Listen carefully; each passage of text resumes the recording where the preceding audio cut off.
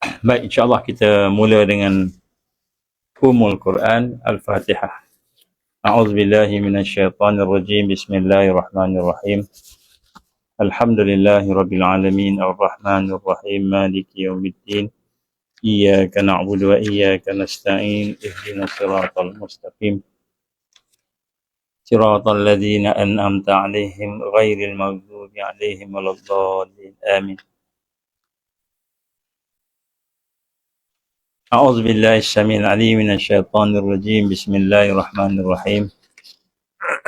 إن الحمد لله نحمده ونستعينه ونستهديه ونستغفره ونعوذ بالله من شرور أنفسنا ومن سيئات أعمالنا. من يهده الله فلا مضل له ومن يضلل فلا هادي له. أشهد أن لا إله إلا الله وحده لا شريك له وأشهد أن محمدا عبده ورسوله. قال رب اشرح لي صدري ويسر لي أمري واحلل عقدة من لساني يفقه قولي. رب زدني علما. أما بعد. Assalamualaikum warahmatullahi wabarakatuh. Alhamdulillah, pertama-tama kita panjatkan syukur kepada Allah Subhanahu Wa Taala kerana dengan keizinan Allah kita diberikan peluang pada malam ini untuk bertemu dan insya-Allah sama-sama kita memberikan satu perasaan, menanamkan satu perasaan dalam diri kita bahawa sesungguhnya kita berhajatkan kepada pertolongan Allah Subhanahu Wa Taala. Kita berhajatkan kepada rahmat Allah, kita berhajatkan kepada bantuan Allah Subhanahu Wa Taala. Dan maksud kita berhajat kepada bantuan Allah tadi ialah dalam segala yang kita lakukan, semua itu adalah merupakan keizinan Allah. Kalau tidak ada izin Allah, kita tak dapat buat, tak dapat buat. Dan kalau kita tidak dapat buat sesuatu itu, maka rugilah kita kalau benda itu baik. Jadi sebab itulah kita sentiasa memperdalamkan diri kita ini untuk sentiasa merasakan bahawa sesungguhnya kita ini adalah milik Allah. Kita akan kembali kepada Allah. Tidak ada satu pun yang kita buat, yang kita ada, melainkan semua itu adalah milik Allah. Lillahi ma fis samawati wa ma fil ard. Maknanya segala apa yang ada di langit di bumi itu adalah kepunyaan Allah. Kepunyaan Allah lah segala apa yang ada di langit dan di bumi. Dan kita nak merasakan bagaimana kita hari ini amat-amat memerlukan Allah. Maka dengan penuh rasa rendah diri, dengan penuh rasa kita ni makhluk, hamba Allah, maka marilah sama-sama kita menyerahkan seluruh kehidupan kita ini kepada Allah Subhanahu Wa Taala. Kerana kalau kita melihat perkara yang berlaku pada hari ini, makin lama makin susah, makin lama makin sukar. Contohnya yang kita telah dengar yang berkenaan dengan beberapa perkara yang berkaitan dengan undang-undang dan akta yang baru. Undang-undang dan akta yang baru, yang mana undang-undang ini ataupun akta ini, contohnya akta 342, Parlimen telah pun meluluskan. Parlimen telah pun meluluskan. Jadi insya-Allah pada hari ini saya akan bacakanlah sedikit sebanyak keterangan-keterangan tentang 342 ni, yang sebenarnya tak larilah daripada RHR yang pernah juga kita bentangkan sebelum ini. Jadi 342 ni kita dah bentangkan sebelum ini kepada tuan-tuan perempuan. Cuma hari ini kita nak cuba perhatikan, kita nak teliti semula dan kita nak merasakan bahawa perkara ini perlu kita bukan sahaja tahu, tapi kita kena kita kata sampaikan kepada yang lain. Sampaikan kepada yang lain kerana kesannya itu terlalu besar. Kesan itu terlalu besar dan kesan itu juga boleh sampai peringkat mengancam kedaulatan negara. Boleh mengancam kedaulatan negara. Jadi ini antara perkara yang telah pun sebahagian yang telah kita bentang pada tengah hari tadi. Lebih kurang pukul 2 lebih sikit tadi kita telah memulakan satu sidang media di bawah Task Force Rakyat. Di bawah Task Force Rakyat, yang mana Task Force Rakyat ini telah menyatakan kepada kita dengan resolusi-resolusi yang ada ada banyak perkara yang menjadi masalah kepada negara ini sekiranya kita tidak tangani dengan baik, kerana rakyat hari ini sudah mula merasakan bahawa kepimpinan negara hari ini dia pandai bercakap, terutamanya dalam parlimen, pandai mengeluarkan hujah, tetapi sebenarnya hujah-hujah itu hanya untuk menutup sesuatu yang lain. Jadi ini yang kita rasa lah, Jadi pada malam ni kita nak tangguh sedikit perbincangan berkenaan realiti yang ada kat luar. Kita tengok realiti yang ada dalam negara ini. Dan dalam negara ini yang mana kita telah pun pihak NGO telah pun menghasilkan satu resolusi, dipanggil sebagai resolusi Task Force Rakyat fasa 1, hasil daripada persidangan meja bulat NGO dan rakyat. Jadi pada masa itu saya diamanahkan untuk nak koordinate program tersebut, dan daripada itu kita telah buat, kita panggil sebagai resolusi. Dan resolusi ini saya ingin sama-sama membacakan sebahagiannya kepada tuan-tuan dan puan-puan sekalian untuk kita sampaikan. Jadi resolusi ini bukan hanya untuk kita saja, tetapi khas untuk kita sampaikan kepada mereka yang ada di sekitar kita. Kita panjangkan. Kenapa? Kerana sekiranya perkara ini tidak ditangani dengan baik, maka kita akan berada dalam keadaan yang susah pada masa akan datang. Dan kita mendengar banyak perkara daripada pihak-pihak antarabangsa yang menyatakan bagaimana satu pandemik akan berlaku. Jangkaannya paling cepat pun dalam Disember, November. Mungkin Disember lah agaknya. Tetapi yang kita yakin insya-Allah kurang-kurangnya pada selewat-lewatnya pun bulan Mac. Jadi ini adalah dia punya asasnya. Nak sebut kat sini, sekiranya berlaku pandemik ataupun berlaku apa yang digambarkan sebagai masalah-masalah, kita kata sebagaimana yang sebelum ini berlaku, iaitu diadakan kita kata PKP, kuarantin, dan kemudian diadakan pula sekatan yang lain.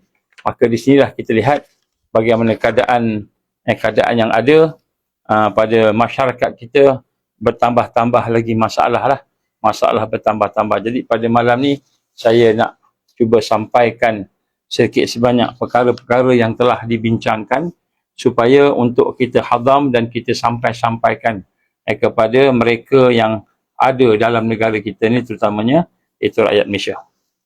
Antara perkara yang saya nak sampaikan, sebab tadi sidang media tadi mungkin ada beberapa perkara yang kita nampak macam tersekat-sekat lah. Jadi kita nak cuba sampaikan dalam bentuk yang penuh pada malam ini insya-Allah.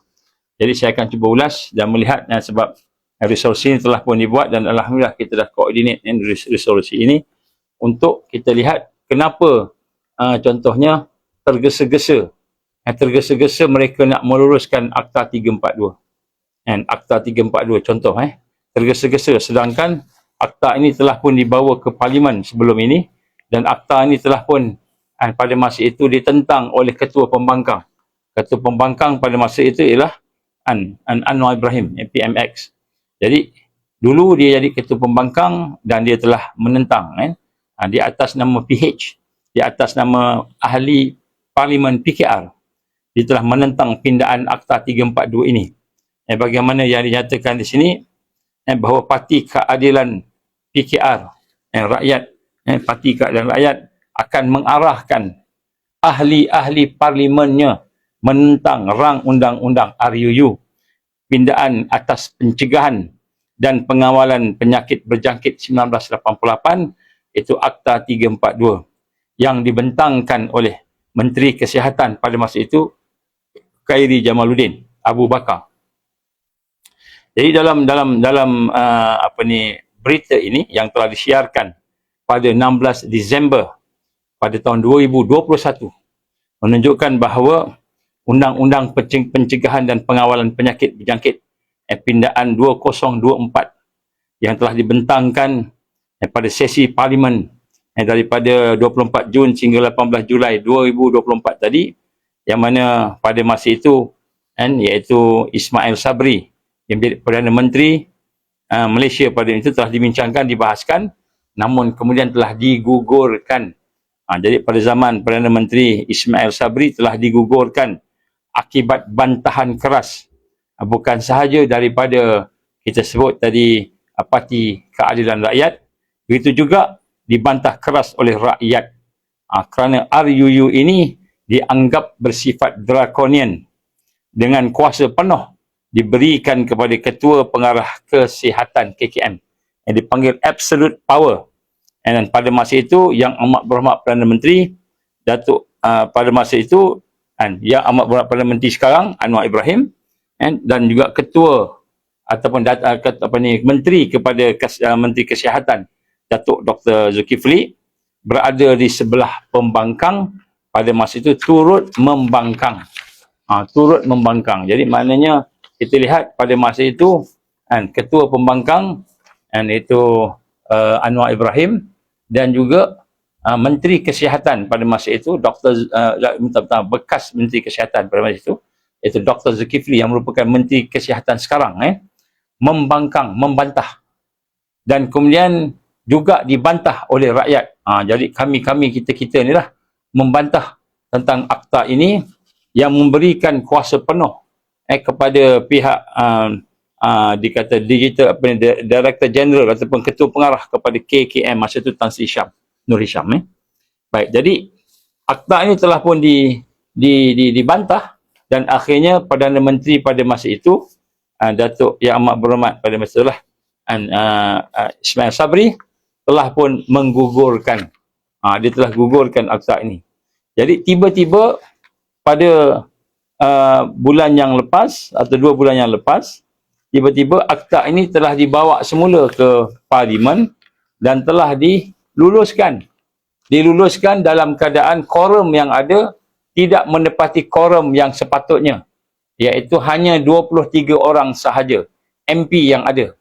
Malahan MP ataupun ahli parlimen yang menentang akta ini seolah-olahnya menentang, iaitu MP daripada Kuching, DAP, YB daripada Kuching yang menentang, maknanya dia seolah nampak macam menyuarakan pandangan-pandangan yang tak berapa nak sokong lah gitu. Pada masa itu kita dapati apa yang setelah berjumpa dengan dia, kita dapati pada masa pengundian, hari pengundian tu dia tak ada. Hari pengundian tu dia yang paling banyak cakap, yang paling kuat lah sampai kami berjumpa dengan dia lah.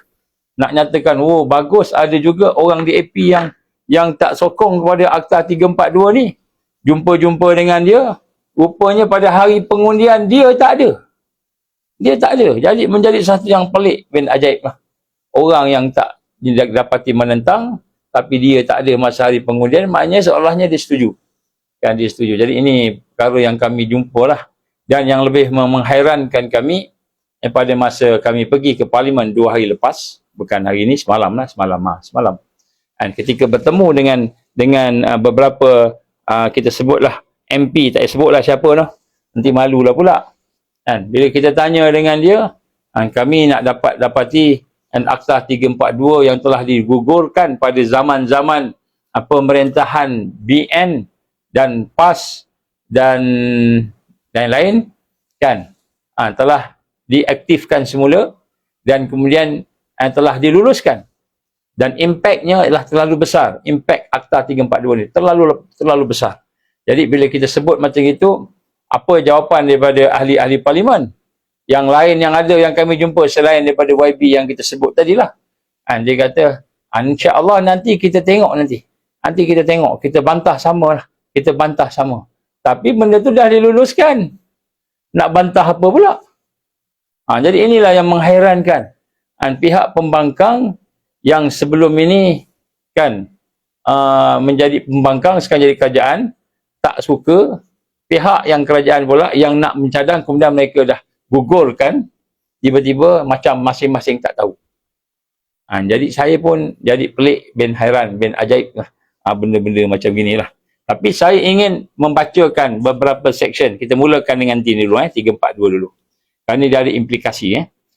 Section yang ada dalam section baru yang telah ditimbulkan di dalam Akta Pencegahan Penyakit Berjangkit ini, dan seolah-olahnya kan akta ini telah diluluskan tanpa ada pendetailan, tak ada pendetailan, dibagi kuasa penuh kan.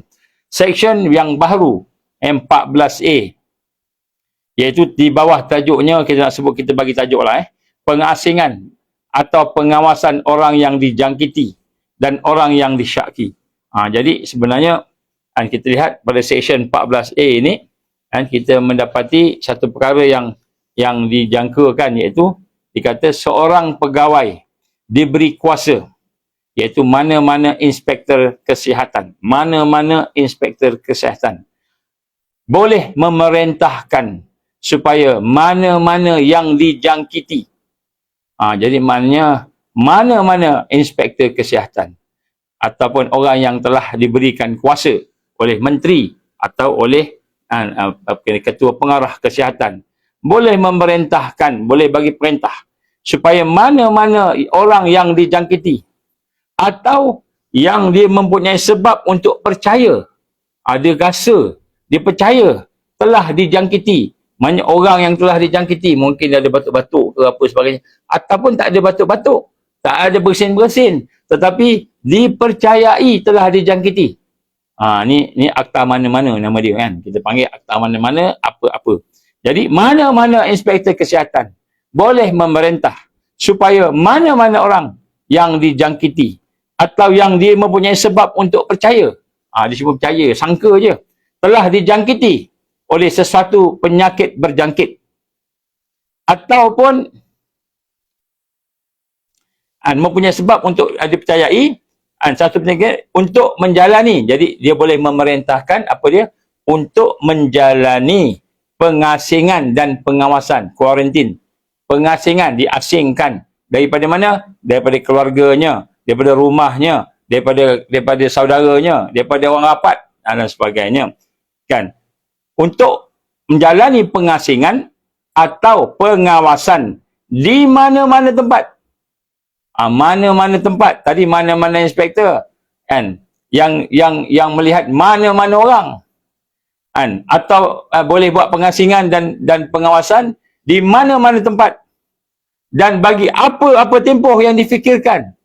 Semua mana-mana apa-apa yang difikirkannya patut atau sehingga dia boleh dilepaskan tanpa membahayakan orang ramai. Jadi disebut sini maknanya kuasa diberikan kepada pegawai-pegawai ataupun mana-mana pihak kan, yang dikatakan sebagai untuk memerintahkan mana-mana orang yang dijangkiti atau yang dia rasa mempunyai sebab dipercayai, ada sebab dipercaya. Dia kata, saya rasa kamu ni kena dijangkit ni sebab apa? Kamu bersentuh dengan orang yang sakit tu kan, maka boleh dipaksa menjalani pengasingan dan juga pengawasan di mana-mana tempat. Maknanya bukan hospital lah, mana-mana tempat lah.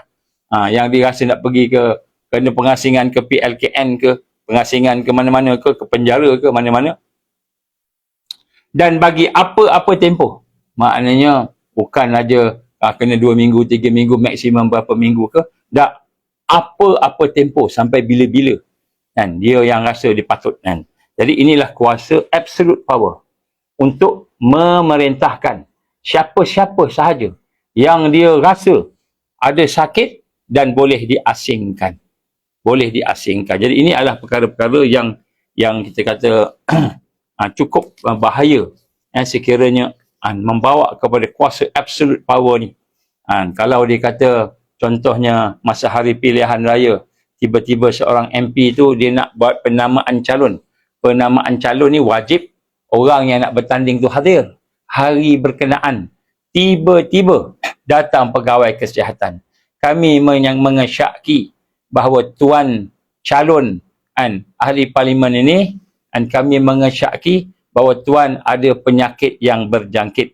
Maka dia boleh memerintahkan orang yang disyaki tadi tanpa perlu kepada perkara-perkara yang digambarkan SOP ke ataupun timbang tara ke, nak tengok betul tak betul dia penyakit sebagainya.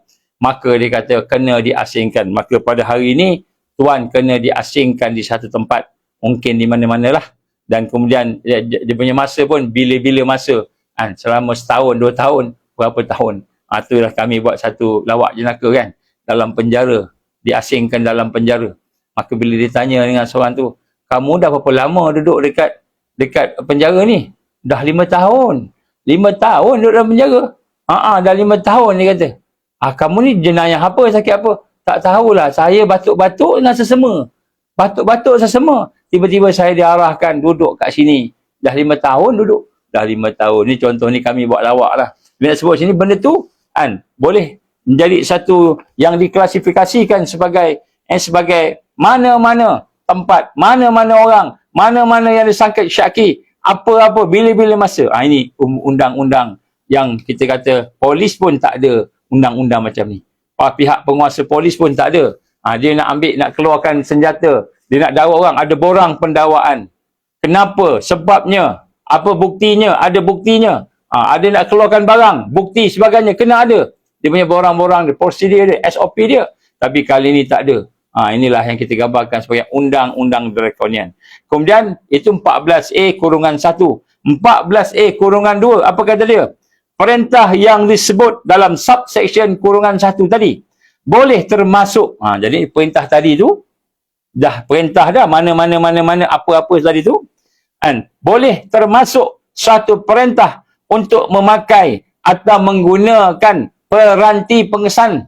Jadi tak cukup aja dia suruh kita duduk satu tempat, dia pasang pula IC chip, dia pasang pula gelang yang boleh menyebabkan kita ni dikesan pergerakan kita, dirakam perbualan kita dan sebagainya. Ataupun dipasang apa-apa bentuk peranti pengesanan sebagaimana yang ditentukan oleh pegawai yang diberi kuasa. Jadi bukan saja dia boleh kuarantin kita. Oleh kerana di kuarantin kita, katalah kuarantin kita di rumah, satu family kena kuarantin, tak boleh keluar. Tak boleh keluar, nak beli barang semua pakai, dia panggil apa? Grab food aja datang. Tak boleh. Kalau orang tu ada duit lah, Grab food kan. Jadi, boleh juga ni kan 14A-2 dia kata boleh pasang peranti untuk mengesan pergerakan dia kepada pegawai yang diberi kuasa. Bismillah. Maka seksyen baru 14A ni daripada akta yang telah diluluskan dengan senyap-senyap sehingga yang datang hanyalah 23 orang saja. Ahli parlimen lain, termasuk ketua pembangkang pun tak ada. Ketua pembangkang pun tak ada. Dibahaskan tak tahulah di mana pergi pembangkang-pembangkang kita ni. Membolehkan pegawai-pegawai diberi kuasa untuk memerintahkan mana-mana orang yang dijangkiti penyakit berjangkit menjalani pengasingan dan ataupun pengawasan di mana tempat yang sesuai yang telah dikenal pasti selain daripada hospital. Dia boleh tahan kita pergi kat mana nak duduk dekat dalam store mana-mana pun boleh lah. Itu pegawai itu punya budi bicara. Perintah tersebut berdasarkan apa tempoh. Kemudian berapa lama pula dia pun tentukan. Tak kira lah mesti 2 minggu dah sihat kot ataupun ada tanda-tanda, tak ada. Bila dia fikirkan dah sihat, baru sihat.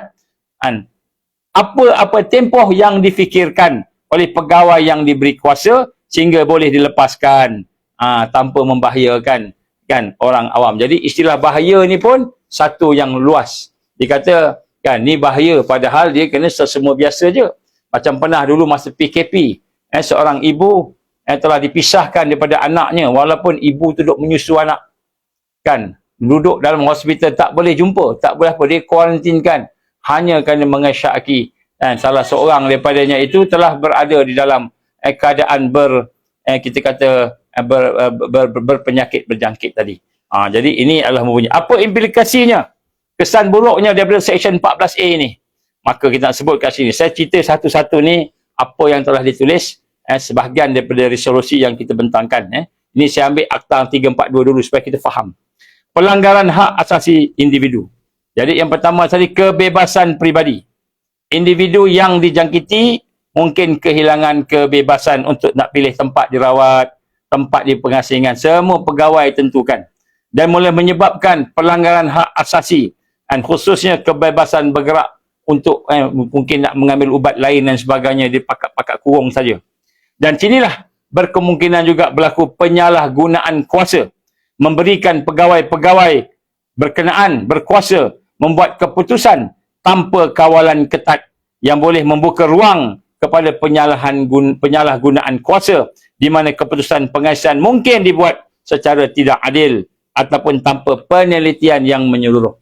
Jadi dia kata hak ni dijangka menjangkit, seorang jangka sakit, hak tu satu keluarga semua ni orang yang terkesan, satu keluarga kena. Seorang ke balai polis di tempat reman, seorang pergi ke klinik, seorang pergi ke mana-mana lah. Pecah-pecah pula. Ini adalah dia membuka kepada penyalahgunaan kuasa. Kalaulah kita kata dia pergi ke sebuah mall, dia pergi ke pegawai balai polis. Contohnya, dia pergi sana, saya daripada KKM, saya adalah pegawai penguatkuasa KKM yang datang ke balai polis ini, saya nak berjumpa dengan sarjan. Maka sarjan, saya minta maaf, nampak macam ada sesema sikit, maka sarjan disyaki telah mengidap penyakit yang berjangkit. Maka dengan kuasa saya di bawah Akta 342, saya boleh menahan sarjan dan juga seluruh yang in contact. Satu balai kena tutup.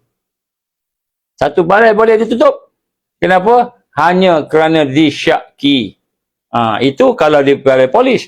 Kan? Ini kuasa yang unlimited kuasa ni.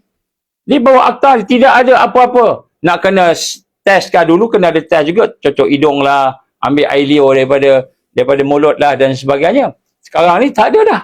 Boleh terus, tahan aja. Macam itu, boleh terus. Saya pegawai kesihatan KKM ni lebih tinggi. Bukan saja daripada sarjan yang ada dekat dalam balai polis tu. Sampai ke peringkat parlimen dia boleh tutup. Sampai ke peringkat istana pun dia boleh tutup. Maaf, ampun tuanku. Beribu-ribu ampun. Patut ingin menyatakan bukan sembah durhaka, sembah kesihatan. Iaitu didapati tuanku dan juga kerabat tuanku. Semua orang di sini telah dijangkiti oleh penyakit berjangkit. Apa tandanya? Apa buktinya? Tak perlu bukti tuanku. Akta 342. Maka tuanku diwajibkan pengasingan. Istana tutup. Tak boleh terima. Tak boleh terima tetamu. Tak boleh ambil tetamu. Tak boleh keluar. Kena pasang peranti. Jadi kita dapati DG Kesihatan. Kita kata Digital Director General Kesihatan. Dan juga kita kata Menteri Kesihatan jadi lebih berkuasa daripada yang di Pertuan Agong kalau dia nak buat lah. Nak sebut kat sini Akta 342 ni terlalu luas dan sehingga peringkat dia boleh menjadikan suatu yang huru-hara jika berlaku penyalahgunaan kuasa. Kemudian begitu juga ketidakpastian tempoh pengasingan. Dia tak sebut 2 minggu ke, tak sebut 2 bulan ke, tak sebut 2 tahun ke. Jadi tempoh tidak terbatas. Inilah daripada Seksyen Baharu 14 A-1. Dia kata apa? Frasa itu, apa-apa tempoh yang difikirkan patut. Maknanya kalau dia nak tahan kita 3 minggu lah. Membolehkan pengasingan diteruskan tanpa had masa yang jelas. Yang mungkin menyebabkan orang yang dijangkiti itu mengalami pengasingan lebih daripada masa yang munasabah. Lebih daripada yang munasabah. Jadi, dia terlupa. Dia sibuk sangat sana sini. Dia terlupa. Dia kena keluarkan ada orang yang dah duduk dalam tu setahun. Setahun baru tengok. Ada seorang dah setahun lah pakcik ni. Tengok-tengok dah kering mati lah.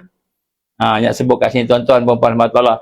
Bagaimana Seksyen 14 A ni ataupun 14A-1 dan -2 ini menunjukkan kita bahawa akta ini tidak boleh dijadikan sebagai satu undang-undang akta. Macam mana boleh diluluskan?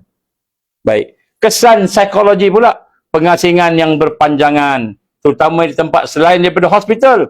Boleh menyebabkan tekanan emosi. Kita dah lah tak boleh jumpa saudara. Tak boleh jumpa kawan-kawan. Tak boleh pergi kerja. Tak boleh buat apa yang kita nak buat. Kalau orang tu main bola, tak boleh main bola. Orang minat pancing, tak boleh mancing. Maka dia akan mengalami tekanan emosi. Tekanan mental. Kepada individu yang terlibat. Dan pengurungan itu pasti menimbulkan suasana cemas, suasana murung, suasana gangguan-gangguan psikologi yang lain. Jadi ini antara perkara. Ini dari sudut kita kata psikologi pula. Kemudian begitu juga dengan kualiti dan keselamatan pengasingan. Jadi kemudahan tempat selain hospital. Tempat pengasingan itu pula mana-mana tempat. Boleh diletakkan tempat pengasingan selain daripada hospital mungkin tidak ada kelengkapan, tidak ada kemudahan kesihatan yang mencukupi, rawatan-rawatan dengan doktornya, dengan penjagaannya dan sebagainya, maka ini akan meningkatkan lagi risiko komplikasi kesihatan yang lebih teruk kepada mereka yang dijangkiti. Jadi tuan-tuan dan puan, akta ni memang draconian tunggulah. Dan kemudian jika tempat pengasingan itu pula tidak diselia dengan baik atau tidak memenuhi standard kesihatan yang ketat, terdapat risiko pula tu adanya penyebaran penyakit yang lain yang lebih besar, maka tentulah keselamatan awam, orang awam juga terganggu. Ini antara perkara-perkara yang kita boleh fikirkan, sebenarnya banyak lagi lah. Dan kemudian yang seterusnya ialah bagaimana akta ini, kita kata 14A kurungan 1 kurungan 2 tadi, kan, dia boleh mencabar ketelusan dan kita kata accountability kepada mereka yang diberikan kuasa tadi. Jadi keputusan tadi semuanya dalam akta ini menyatakan berdasarkan budi bicara pegawai tersebut.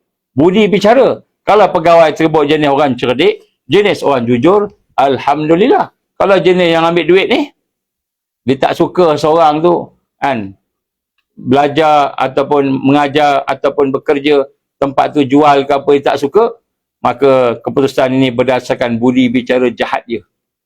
Jadi kita nak kena sangka jahat lah juga kalau orang tu dia boleh mengambil rasuah contohnya. Jika keputusan untuk pengasingan dibuat hanya berdasarkan budi bicara pegawai yang diberi kuasa tanpa garis panduan yang jelas, ia boleh menimbulkan persoalan tentang ketelusan dan accountability, kebertanggungjawaban dalam proses penguatkuasaan undang-undang. Jadi kalau setakat budi bicara je, kan, dan budak tu pula, orang tu pula, pegawai tu pula, ada benda yang dendam dalam hati dia, hasad dalam hati dia, dia nak kenakan siapa-siapa, inilah masanya nak kenakan siapa-siapa. Dan dia boleh buat, sebab kuasa telah diberi pada dia. Malahan kita tengok nanti, akan boleh pula gunakan, kita kata kekerasan. Ini juga adalah merupakan masalah keterusan dan accountability. Tapi akta ini dah diluluskan tanpa ada SOP yang jelas. Tidak ada. Semua pakai-pakai bijak-bijak bisana dia. Macam dia tu hakim. Ketidaksamaan pelaksanaan. Dan juga kita lihat bagaimana berlaku sekiranya orang yang telah ditangkap tadi, atau yang telah dituduh sakit tadi, orang yang telah diasingkan tadi, dia pula mengalami pengesan, dia merupakan orang-orang daripada golongan-golongan OKU, golongan rentan. Undang-undang ini akan memberi kesan yang tidak seimbang kepada golongan-golongan rentan, golongan-golongan yang minoriti, ataupun golongan-golongan yang sakit, orang-orang miskin, mungkin warga asing, atau mereka yang tinggal di kawasan pendalaman, kampung-kampung, yang mungkin tidak mendapat akses kepada tempat pengasingan yang selamat dan sesuai. Jadi secara keseluruhannya, perubahan Seksyen 14A kurungan 1 kurungan 2 ini terdapat risiko pelanggaran hak asasi, penyalahan guna kuasa dan kelemahan dalam pelaksanaan yang perlu diberi perhatian dengan serius. Ini satu. Baru satu. Ada lagi. Dan di sinilah perkara yang kita tekankan. MP tak tahu ke? MP kita tak tahu ke perkara ni? Ataupun MP tak peduli. Sebab tu banyak kaedah-kaedah yang digunakan untuk menyebabkan hari ini kita sibuk berbincang dengan masalah kerakyatan. Sibuk berbincang dengan masalah-masalah yang disebut sebagai kewarganegaraan. Sibuk. Memanglah benda tu penting. Tapi akta ni ialah akta yang akan kena semua orang. Termasuklah kan ke bawah durian di Pertuan Agong. Boleh dikenakan. Dan ia disangkut dengan semua orang. Baik, tengok yang kedua. Seksyen 15A berkaitan dengan penggunaan peranti pengesan. Jadi bukan saja dia boleh berkuasa tuduh, ini kamu sakit, kemudian dia suruh buat pengasingan, pengawalan, boleh diasingkan dengan di mana-mana saja dia rasa budi bicara dia, dan di mana-mana saja, berapa lama pun, ikut dia lah. Maka ditambah dengan Seksyen 15A. 15A, perintah untuk memakai atau menggunakan peranti pengesan ataupun sebagainya. Maka 15A kurungan 1, seorang pegawai diberi kuasa. Diberi kuasa. Sekali lagi, diberi kuasa mutlak. Boleh mengeluarkan apa-apa perintah. Nampak? Nampak sangat undang-undang ni, akta apa-apa. Mana-mana. Kan? Apa-apa perintah bagi maksud pengesanan kepada mana-mana orang yang dijangkiti atau yang dia mempunyai sebab untuk percaya. Yang dia rasa-rasa je, yang dia sangka-sangkanya bahawa telah dijangkiti atau mana-mana kontak pada beliau. Jadi maknanya kalau dia kena jangkit, siapa kontak dia? Maknya, bapaknya, anaknya, suaminya, isterinya, saudaranya, rakan kerjanya. Tak kira siapa. Dia rasa, ni pun ada juga ni. Ni pun ada, engkau pun ada juga. Engkau pun ada, semua ada. Pakat ada satu rumah, satu kampung yang kontak dia. Dia ni pula jenis orang yang suka tolong orang. Kan, NGO, pergi sana, pergi sini, bantu-bantu. Semua yang dibantu pakat kena belaka. Maka seorang pegawai diberi kuasa boleh mengeluarkan apa-apa perintah. Apa-apa perintah bagi maksud pengesanan kepada mana-mana orang yang dijangkiti atau yang dia punya sebab yang percaya bahawa orang tu telah dijangkiti atau mana-mana kontak. Jadi sekarang ni bukan orang yang dijangkiti saja. Kontak dia pun kena. Orang yang berhubung dengan dia, bercakap dengan dia. Tukang Grab nak hantar makanan. Engkau hantar makanan, engkau pun kena juga. Boleh baca itu. Ni perintah dia ni. Ni perintah ni. Akta baru ni. Jangan main-main. Boleh digunakan kekerasan. Siapa tak nak ikut perintah, engkau perintah boleh diberikan kekerasan. Itu 15A kurungan 1. 15A kurungan 2. Perintah yang disebut dalam subsection 1. Perintah yang disebut atas tadi. Boleh mengeluarkan apa-apa perintah. Untuk tujuan pengesanan, boleh pasang peranti. Boleh pasang bak. Boleh termasuk satu perintah untuk memakai atau menggunakan suatu peranti pengesanan atau apa-apa bentuk peranti pengesanan sebagai yang ditentukan oleh pegawai yang diberi kuasa. Jadi, dia boleh bagi orang tu bukan saja dia asingkan, bukan saja dia dikawal, bukan saja dia jaga mana-mana tempat nak letak, dia boleh bagi pula peranti. Kalau lari, meletup kaki contoh. Nak kesan orang tu pergi mana? Nak pergi minum air dekat apa namanya kedai mamak, kan? Sampai-sampai dah kena kepung. Kenapa? Ada peranti. Maka section ini membolehkan pegawai yang diberi kuasa tadi atas budi bicara dia untuk mengeluarkan apa-apa perintah. Tak payah ada bukti, ambil swab test ke, ambil darah ke. Dulu nak kena swab test. Sekarang tak perlu swab test dah. Cukup dengan ada sebab yang dipercayai bahawa dia ni berpenyakit, dia ni ada benda. Yang ni kontak kan. Kamu berbual gitu kena juga. Kamu pun kena juga. Waktu tolonglah tuan, saya besok ada interview penting semuanya. Okey macam inilah. Kita cerita senang ni lah macam ni. Kalau ada RM500 kan, saya boleh tukarkan, tak payah pengasingan. Tak payah ada pengesanan, tak apa. Kamu dia asing kat sini, tapi kamu boleh keluar pergi kerja. Orang tak kesan. Kalau nak balik RM500 lah. Kalau tak ada, tak apalah. Saya akan tulis saman ni. Dia terdedah kepada penyalahgunaan kuasa. Membolehkan pegawai yang diberi kuasa untuk mengeluarkan apa-apa perintah yang perlu dipatuhi oleh mana-mana orang yang dijangkiti atau yang dia, pegawai tadi itu, mempunyai sebab dia percaya, dia rasa, dia percaya yang disyaki telah dijangkiti. Cukup dia percaya je, disyaki, tak payah bukti pun tak apa. Kamu kena pasang peranti. Kamu kena pakai gelang ni. Gelang ni, kalau kamu keluar daripada tempat yang telah kita tetapkan ni, sejauh 10 meter, 5 meter akadnya, maka akan berbunyi dan kamu akan dikenakan denda pula. Denda bukan sikit, RM5,000. Bismillah. Saya akan banjir buat denda pula. Bismillah. Jadi dipercayai, dijangkiti tadi, maka ataupun mana-mana kontak ataupun kontak pada pesakit tadi bagi maksud pengesanan atau pemantauan. Perintah ini boleh termasuk perintah untuk memakai apa-apa bentuk peranti pengesanan yang disediakan oleh pegawai yang diberi kuasa. Kan? Untuk menggunakan apa-apa aplikasi digital dalam apa-apa peranti digital sebagaimana yang ditentukan oleh pegawai yang diberi kuasa. Apa implikasi buruk ni tuan-tuan? Ni saya nak bincang ni, implikasi buruk ni kami fikir. Kan? Sebahagian daripada kami ni pakar undang-undang.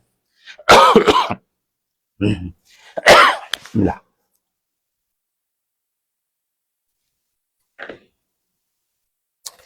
Minta izin minum air sekejap. Bismillah.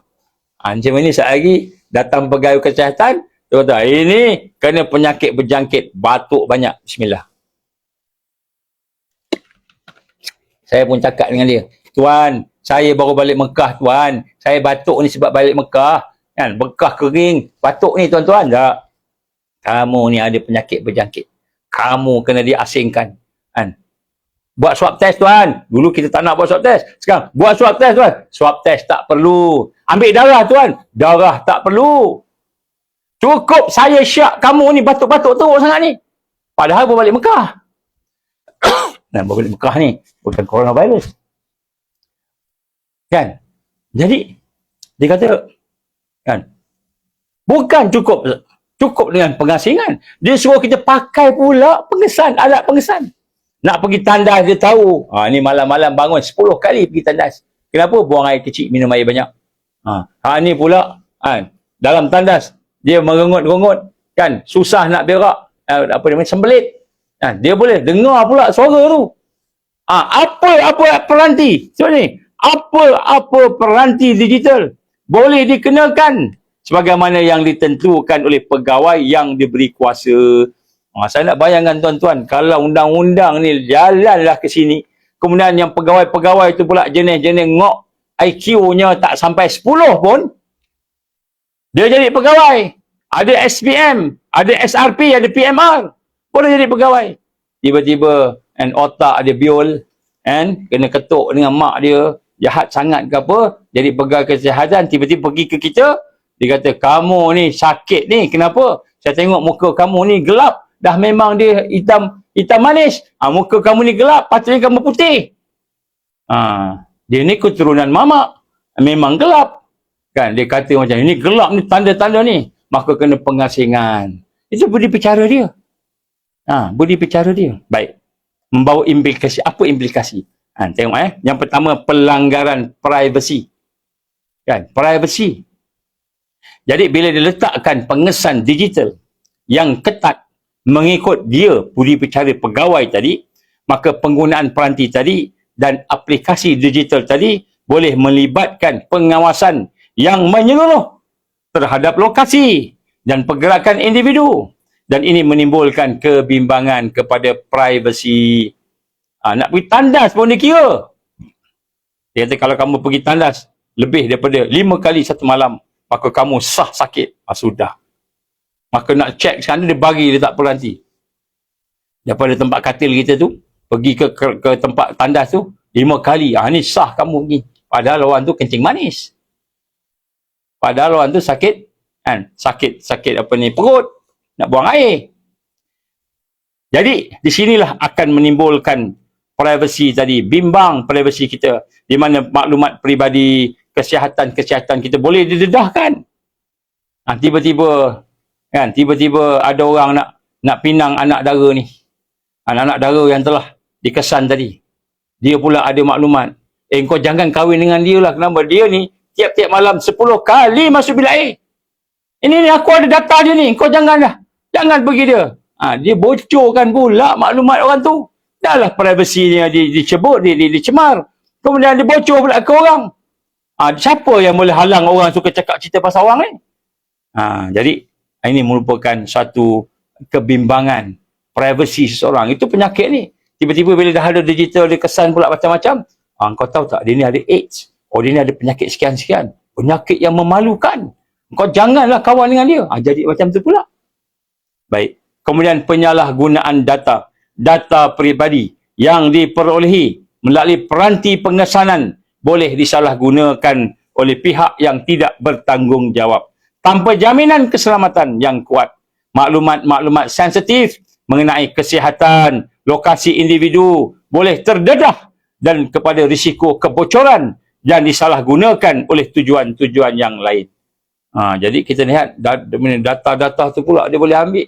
Dia boleh kesan. Kalaulah digunakan peranti yang bukan sahaja mengesan tempat tetapi juga mengesan di mana orang tu bercakap pun dia boleh tahu. Orang tu mengigau apa pun dia boleh faham.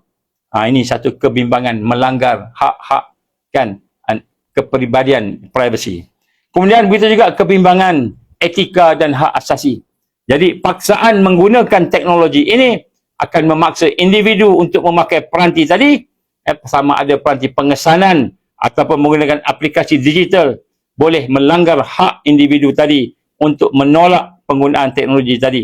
Jadi dianggap kita nak tolak pun dah tak boleh dah. Kemudian kawalan yang berlebihan, memberi kuasa kepada pegawai untuk menentukan siapa yang perlu dipantau dan boleh mengakibatkan kawalan-kawalan yang berlebihan ke atas kehidupan individu tersebut. Termasuklah mereka yang disyaki dijangkiti tanpa bukti yang kukuh. Ini boleh menimbulkan kebimbangan terhadap penyalahgunaan kuasa dan diskriminasi terhadap golongan tertentu.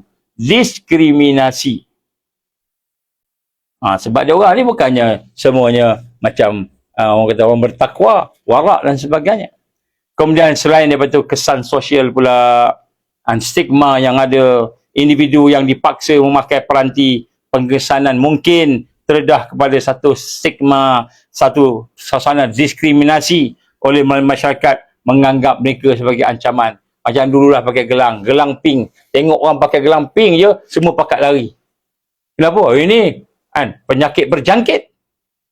Contohnya. Jadi mungkin orang tu pakai alat pengesan, tidaklah sakitnya teruk, tapi sehingga menyebabkan ramai orang pula mengata macam-macam kat dia, menghadapi masalah-masalah terdedah kepada diskriminasi, stigma-stigma yang lain, sehingga menyebabkan kehidupan sosial terjejas dan profesional mereka terganggu.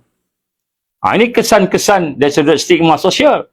Begitu juga kesan psikologi, pemantauan yang berterusan boleh menyebabkan tekanan psikologi, ketidakselesaan, perasaan dikawal yang berlebih-lebihan dan seterusnya boleh menjejaskan kesejahteraan mental mereka yang telah diletakkan peranti tadi.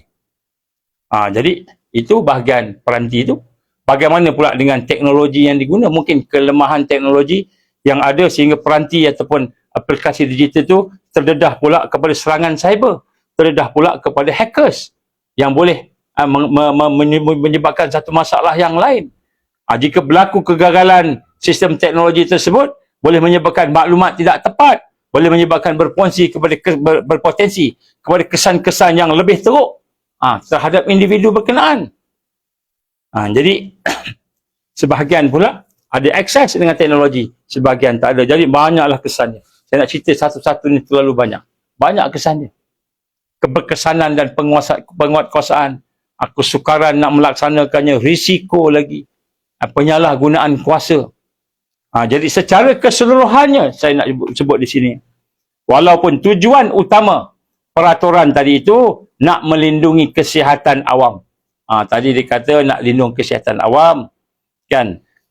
Tetapi terdapat risiko yang tinggi seperti pelanggaran hak privasi, penyalahgunaan data, kesan psikologi yang menyebabkan terjejasnya kesejahteraan hidup seseorang, keseimbangan dan keselamatan awam dan perlindungan hak yang diperlukan.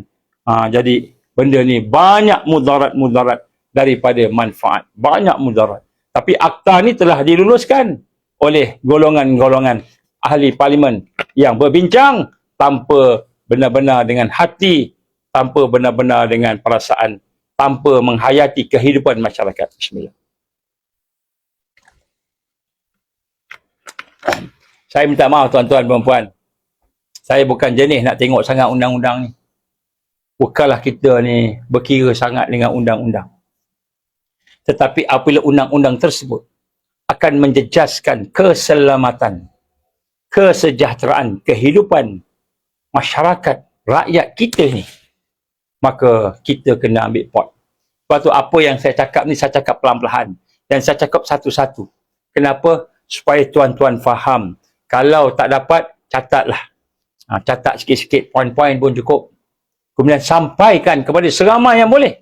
Kita nak mengumpulkan seramai yang boleh rakyat ni. Supaya rakyat ni boleh membantah. Kita hantar surat kepada ahli parlimen kita. Kenapa tak datang pada hari berkenaan? Kenapa tak membahaskan perkara-perkara ini? Ahli parlimen kita lalai. Gagal dalam melaksanakan tanggungjawabnya.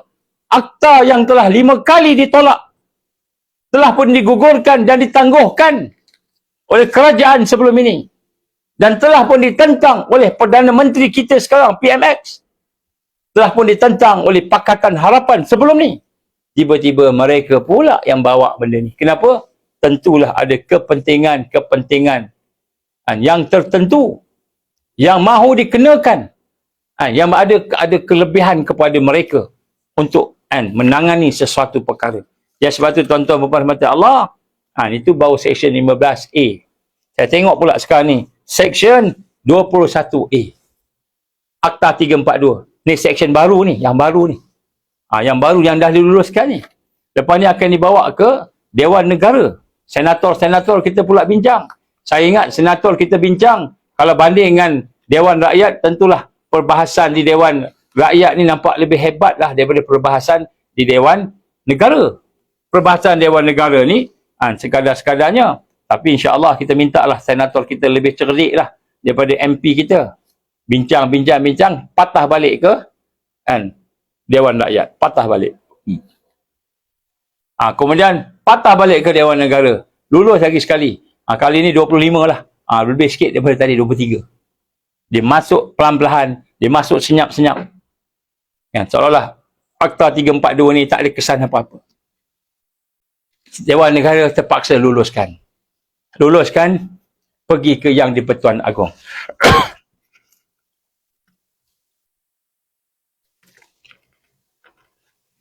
Yang di-Pertuan Agong cerdik. Tengok-tengok tak patut lulus. Tak nak luluskan. Sekiranya Dewan Negara dah lepas, Dewan Rakyat dah lepas. Dewan Rakyat, Parlimen lepas. Dewan Negara, Parlimen lepas. Yang di-Pertuan Agong kata tak mau ni. Maka automatik lebih kurang 60 hari kalau tak silap saya lah. Akta ini diluluskan. Jadi Agong, di mana kuasa Agong? Kuasa Agong ketika begini, dia tidak ada kekuatan. Dia tak setuju pun, pakat-pakat setuju kat Parlimen semua, pakat-pakat setuju dekat Dewan Negara, Dewan Rakyat, maka Agong pun kena terima. Habis macam mana nak selesaikan? Ni kami kena bincang dengan Yang di-Pertuan Agong. Kita kena bincang nak selesaikan macam mana. Tapi Raja ada kuasa. Saya teruskan terang ni. Raja ada kuasa. Artikel 150, artikel darurat. Ada kuasa. Baik, tengok dulu section 21A. Itu kemudian. Iaitu memberi kuasa penuh, absolute power kepada Ketua Pengarah Kesihatan. Di bawah klausa arahan Ketua Pengarah. Quote and quote. Dari section 21A ni adalah tajuknya arahan Ketua Pengarah. Jadi kita nak sebut kuasa Ketua Pengarah ni lebih hebat daripada kuasa Perdana Menteri dalam hal ni, dan lebih hebat daripada kuasa Yang di-Pertuan Agong dalam hal ini. Baik, kita tengok. Section 21A kurungan 1. Ketua Pengarah boleh mengeluarkan apa-apa arahan. Nampak sekali lagi, apa-apa mana-mana, apa-apa mana-mana. Undang-undang ni macam dia buat nak bagi semua benda boleh lah.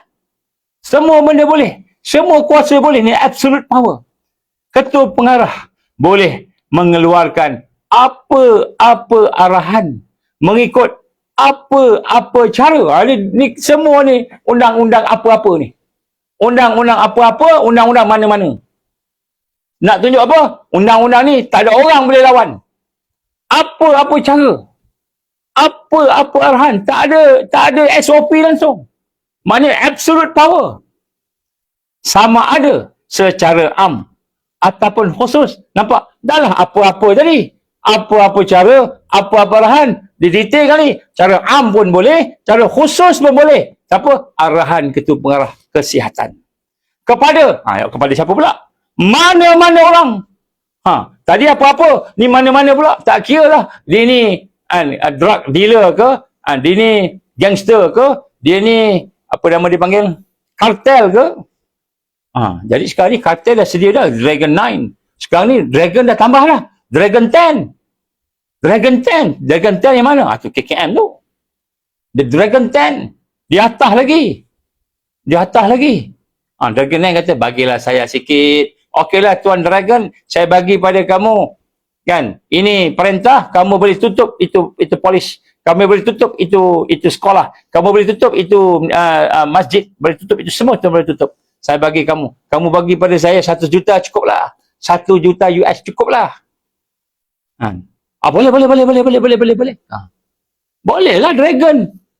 Tengok sini, saya baca lagi sekali supaya kita faham. Ini absolute power. Ketua pengarah kesihatan, ketua pengarah KKM ni, level ketua pengarah ni, boleh mengeluarkan apa-apa arahan. Unlimited. Mengikut apa-apa cara. Unlimited. Nak guna WhatsApp pun boleh. WhatsApp je.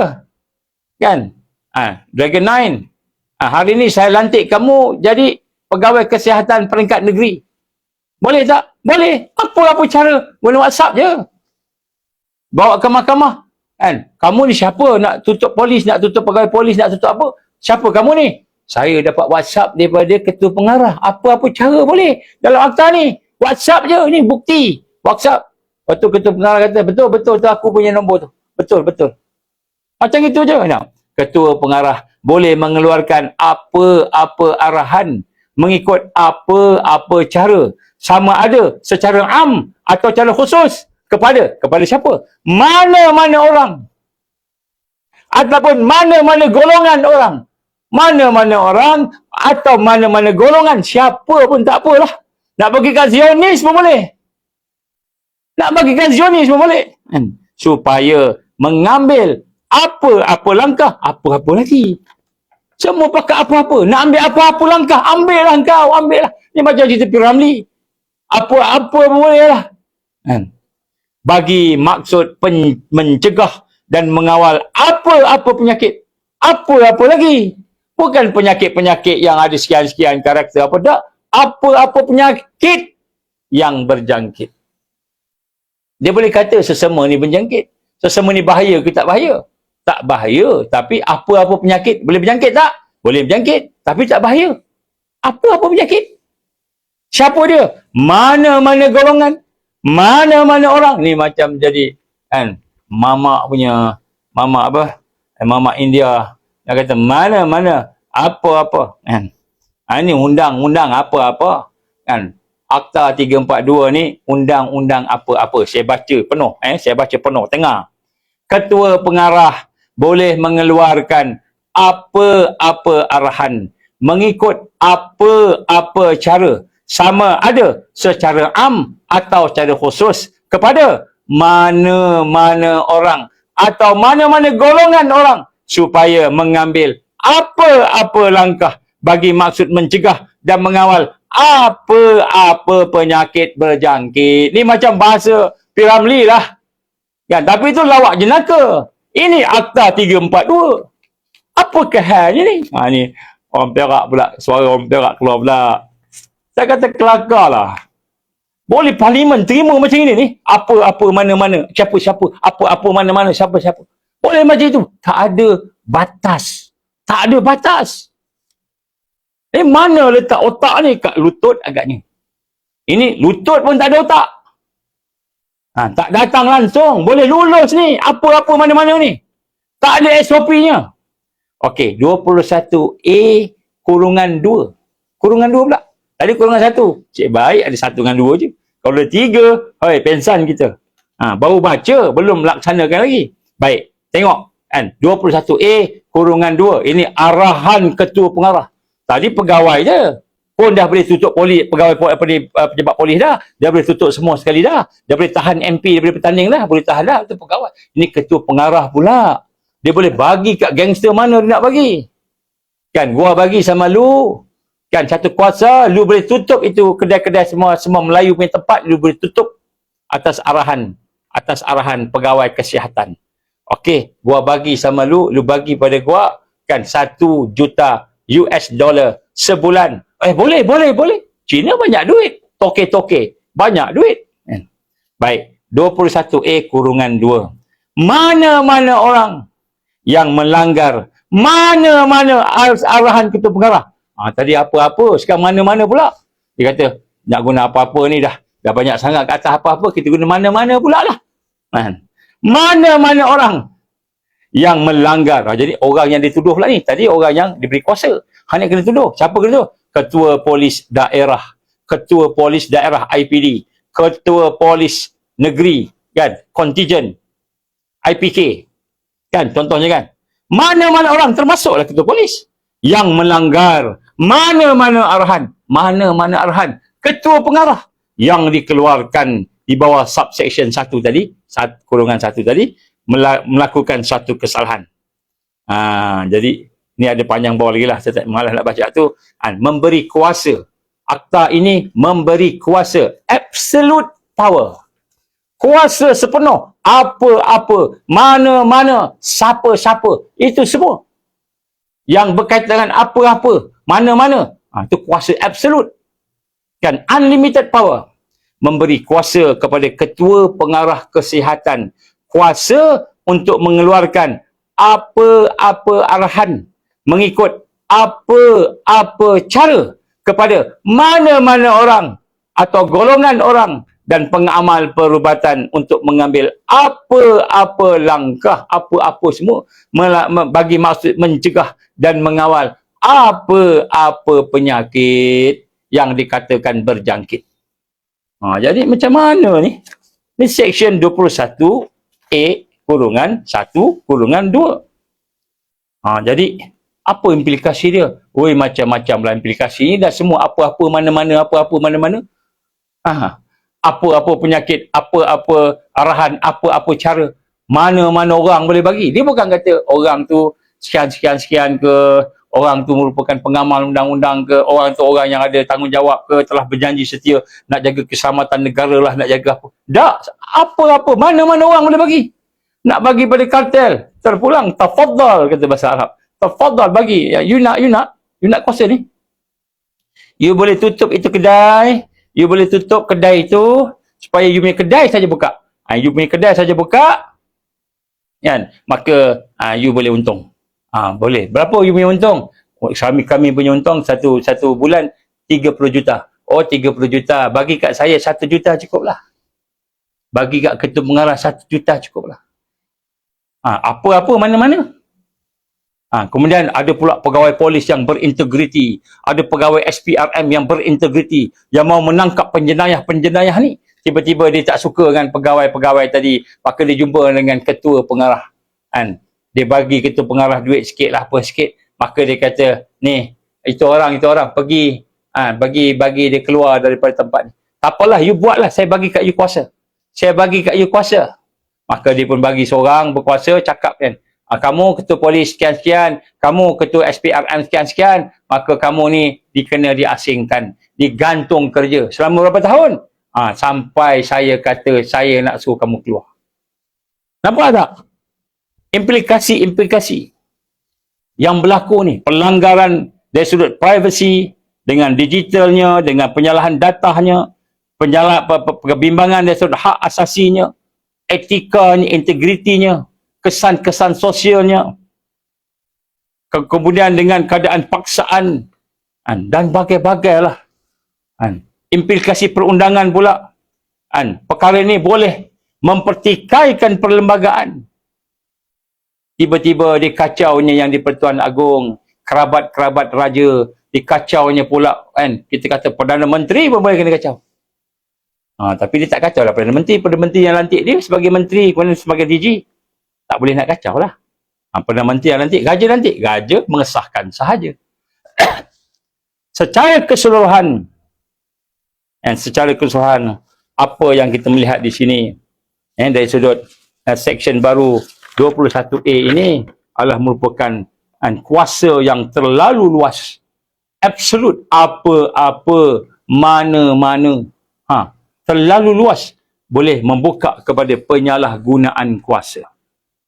Dan kemudian pelaksanaan pula, apa-apa cara, boleh buat macam mana pun. Itu kuasa yang kita kata, kuasa kepada pengarah, ketua pengarah kesihatan. Dan arahan pula, tak perlu bukti, tak perlu ada SOP. Apa-apa penyakit yang berjangkit, yang dipercayai, maka tak perlu alasan yang kukuh, tak perlu ada bukti yang kukuh, yang dia sakit, yang dia ada masalah, tak perlu. Apa-apa, mana-mana. Apa-apa aku suka, mana-mana aku suka. Ini arahan yang boleh membawa kepada kuasa yang terlalu kuat, terlalu luas, sehingga boleh membawa kepada penyalahgunaan kuasa. Ada ke mana-mana orang macam tu? Tak ada. Tanyalah polis. Polis pun, dia nak buat tangkapan tu, dia bukan boleh terus tangkap orang gitu. Dia mesti ada bukti, macam IGP kita. Kan? Dia kata kat GISBH. GISBH ya. Lebih kurang itulah. Kata apa? Kami telah buat siasatan. Kami telah buat penyiasatan yang lama. Kami telah mendapat bukti-bukti yang jelas yang menunjukkan bahawa GISBH ini adalah satu organisasi yang mengajar anak-anak meliwat dan diliwat. Dia sebut penyiasatan dia. Jadi walaupun akhirnya didapati seorang, dua orang je agaknya yang ada terlibat. Tak tahulah betul tak betul, kita rasa betul lah kot, baik sangka kita. Tapi dia cakap berdasarkan siasatan. Hak ni tak perlu siasat-siasat. Tak perlu bukti. Lagi hebat daripada IGP. Lagi hebat. Tak perlu bukti pun. Lebih hebat daripada polis. Lebih hebat daripada intelijen. Tak perlu apa-apa. Kan kuasa yang terlalu luas diberikan kepada ketua pengarah kesihatan di bawah seksyen ini bersifat terlalu luas tanpa sebarang mekanisme semak dan imbang yang jelas. Nak semak betul ke? Nak imbang betul ke? Dia boleh beri kuasa. Arahan dia apa-apa, mana-mana. Semua arahan boleh dikeluarkan kepada sesiapa sahaja tanpa perlu mendapat kebenaran dan kelulusan daripada mana-mana pihak. Jadi akta ini memberi kuasa yang hebat kepada ketua pengarah kesihatan ni. Kenapa ni dia nak bagi kuat sangat kuasa ni? Sebab di belakang ketua pengarah kesihatan ada menteri kesihatan, yang mana menteri kesihatan tu walaknya, percayanya, sekahnya, yakin dia, dorongan dia, pendukung dia ialah WHO. Dia boleh bagi arahan. Kalau dia kata kita tak setujulah dengan Tibun Nabawi sebab orang duk pergi Tibun Nabawi ni kan, pergi ke bekam lah apa sebagainya, dia kata banyak orang tak pergi dah ke hospital, nak beranak pun semua dah pakai gentle birth saja, semua dah pakai lahirkan anak secara tradisional ni, secara natural, dah tak pergi dah, semua dah tak pakat pergi dah dekat hospital, asyik kena belah je dekat hospital, semua dah pakat takut. Kita kena paksa ni, maka kita kena haramkan orang-orang yang melaksanakan perkara-perkara yang berkaitan dengan gentle birth ni, yang berkaitan dengan Tibun Nabawi ni, yang berkaitan dengan homeopati ni, ataupun ubat-ubat yang lain, maka kita kena susahkan dia. Maka keluarkanlah apa-apa arahan kepada macam mana, apa-apa cara pun boleh, dengan kepada siapa, gangster mana-mana pun boleh. Minta maaf no, saya interpret daripada apa yang ada di sini. Sebab tidak ada garis lurus, garis panduan. Tak ada apa-apa garis pun. Kalau ada garis pun kita tak setuju. Apa lagi tak ada garis? Kuasa yang terlalu luas yang diberikan oleh akta ini kepada ketua pengarah kesihatan. Arahan yang boleh dikeluarkan kepada siapa-siapa, mana-mana golongan, tanpa mendapat kelulusan, kebenaran, siasatan untuk buat semak dan imbang dengan jelas. Ini boleh membuka kepada ruang penyalahgunaan kuasa, terutamanya jika keputusan dibuat berdasarkan maklumat yang tidak tepat, maklumat yang ada kepentingan tertentu. Nampak tak? Aduh, ya Allah. Ini membimbangkan. Sekarang kita tak bimbang lah, kita tak kena lagi. Cuba kita kena besok. Tiba-tiba datang orang rumah, Assalamualaikum. Waalaikumsalam. Tuan, Rumah ni nampak macam susah sikit lah, gelap, saya nampak tak ada cahaya. Ni semua ni ada penyakit ni. Maka tuan dikendaki menjalani pengasingan. Pengasingan apa pula? Pengasingan lah ni arahan daripada ketua pengarah kesihatan. Kamu tahu tak saya siapa? Saya tahu. Kamu ni ketua polis and IPK. Kamu ni ketua polis negeri. Jadi kamu ni telah sekarang ni disyaki ada penyakit, maka di bawah kuasa Akta 342 Seksyen 21A, Ketua Pengarah telah mengeluarkan arahan dengan apa-apa cara dan macam mana pun. Saya diarah datang sini nak beritahu pada tuan Ketua Polis dengan keluarga semua kena pergi pengasingan. Kenapa? Kerana disyaki ada penyakit Corona 24. Coronavirus 2024. Mana saya sakit, saya sihat. Itu tuan cakap tuan sihat. Tapi sebenarnya tuan tak sihat. Saya nampak mata tuan berair. Memanglah mata dia berair. Sebab dah tak tidur malam. Merah. Mata merah. Ni semua tanda-tanda ni. Kan? Habis ni tengok ni. Muka tuan pun dah warna merah-merah sikit. Memanglah merah dah marah. Kenapa? Rupanya besok ada operasi. Operasi apa? Nak kantoi tempat berjudi. Ketua polis sendiri pergi. Tiba-tiba ketua polis kena tangkap. Di bawah akta apa? Akta 342. Dipercayai ada penyakit berjangkit. Dan kemudian dengan anak-anak sekali kena tarik masuk van KKM. Dia pula bawa van jenazah. Kenapa van jenazah? Van betul KKM ambulans semua dah penuh. Dah banyak orang kena ni. Tinggal ketua polis je tak? Maka ketua polis dengan keluarga naik van jenazah hospital. Itu bawa lah. Nak lawan. Tak boleh lawan. Akta dah lulus. Akta dah lulus. Surat daripada ketua pengarah kesihatan. Keluar, tangkap ni, asingkan ni. Kenapa dia ada penyakit-penyakit? Saya sihat, saya okey, tak ada apa. Tak, itu pandangan tuan. Pandangan kami, tuan berpenyakit. Ada apa yang nak semaknya, nak imbangnya. Dah terkena ketua polis, baru padan muka. Sekarang, semua tuan nak tangkap. Siapa kata anti-vaksin. Ni semua golongan anti-vaksin, dia kata. Ni semua golongan anti-vaksin ni. Ni bukan anti-vaksin, ni bukan masalah anti-vaksin. Ini masalah anti kedaulatan yang nak dicemari. Sekarang ni negara kita nak dicemari kedaulatannya. Tak sedar lagi ke? MP kita bisu, diam.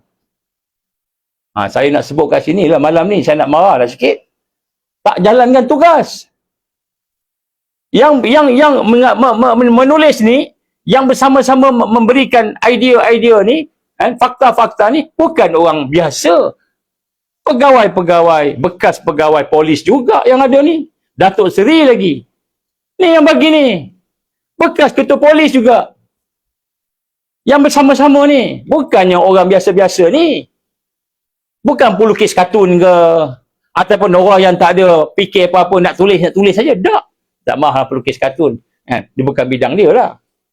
Tapi lawyer pun ada. Kita ada lawyer. 2-3 orang lawyer bersama. Berfikir. Apa jadi ni kalau akta ni diluluskan? Inilah kuasa ketua pengarah. Lebih hebat daripada kuasa agung. Pada masa-masa tertentu, dia boleh mengarahkan. Agung duduk dalam pengasingan. Agung disyaki. Ini akta 342. Nak lawan ke dengan akta 342 perlembagaan persekutuan yang telah diluluskan, yang kamu dah sign? Kamu dah setuju. Sekarang kamu kena. Minta maaf no. Kita nak sebut ni dengan bahasa orang kampung. Saya bukannya pandai sangat cakap sastra. Cakap orang kampung, saya faham. Bila kita kena, baru kita tahu. Tapi dah terantuk, baru nak tengadah, buat apa? Nasi dah menjadi basi. Bukan bubur lagi, basi. Kalau bubur, saya suka. Nasi jadi bubur. Saya suka, saya makan bubur. Tapi nasi dah basi, tak boleh makan dah. Kemudian, bukan saja penyalahgunaan kuasa terdedah kepada penyalahgunaan kuasa. Terdedah juga pelaksanaan.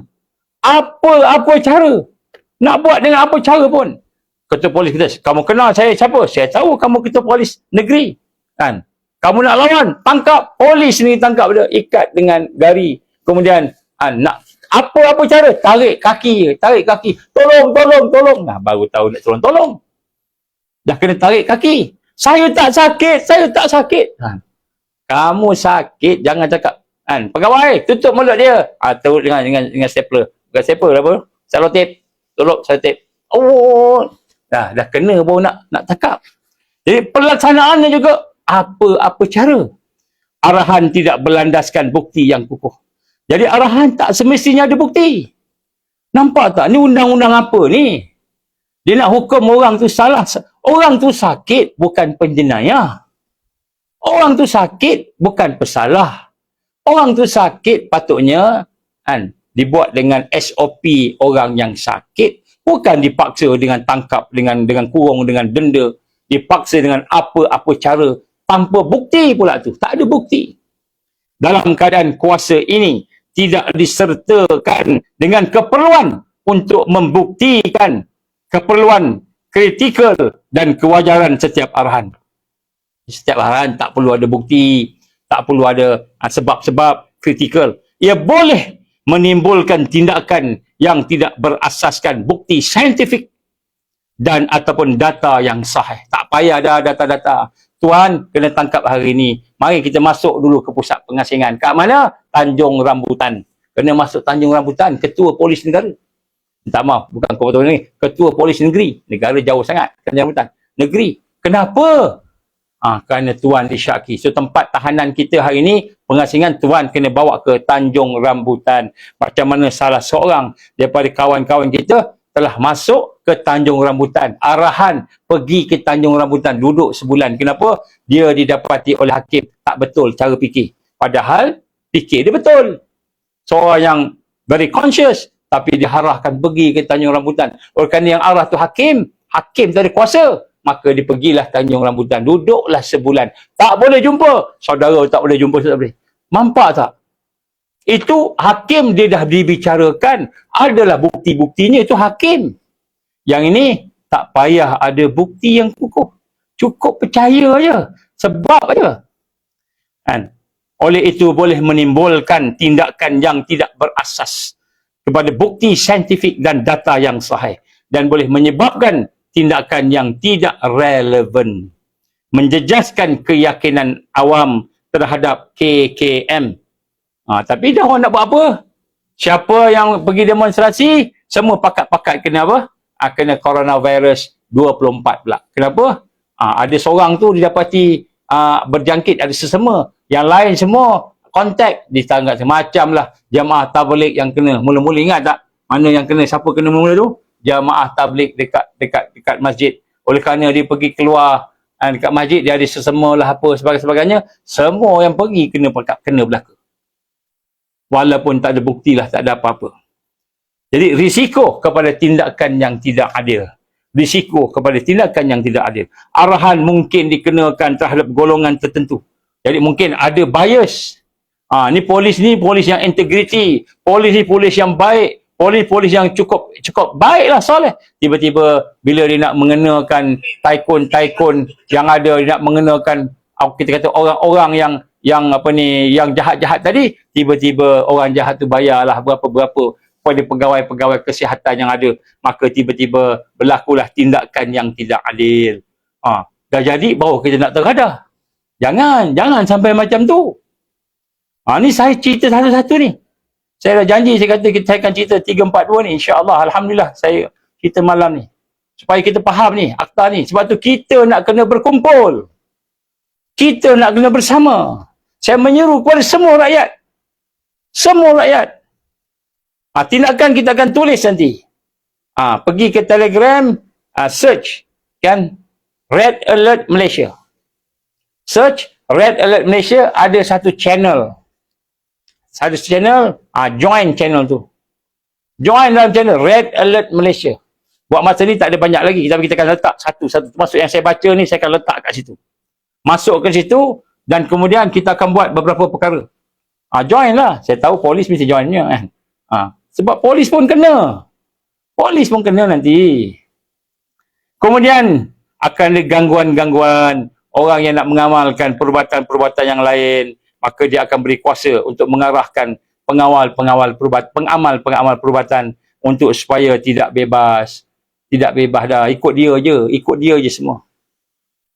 Jadi pengamal-pengamal perubatan seperti homeopati, seperti Tibun Nabawi, Natural Party, Ayurveda, banyaklah pengamal perubatan tradisional Cina, tradisional Melayu, tradisional India, semua jenis pengamal perubatan, semua boleh terganggu dengan akta ini. Semua pakat-pakat. Semua pakat-pakat. Arahan dia apa? Untuk mengelakkan penyakit berjangkit ini, maka tidak dibenarkan menggunakan kaedah perawatan bekam darah tak dibenarkan. Ini bukan saja Akta 775, tetapi juga Akta 342. Boleh, dia boleh guna. Kan? Fashdu pun tak boleh. Urut pun tak boleh lepas ni. Pakat-pakat semua sakit pinggang sampai ketua. Nak urut tak pandai. Salah urat. Urut pun tak boleh. Kenapa? Bila kita urut, nanti ada penyakit berjangkit. Disyaki. Didenda. Boleh. Dia kuasa dia luas. Dia boleh buat apa saja. Dan kuasa ini kita bayangkan. Bukan saja di peringkat negara kita. Dia akan naik sampai ke peringkat antarabangsa. Akan disambut pula oleh IHR yang akan activate bulan 3 ini jangkaannya.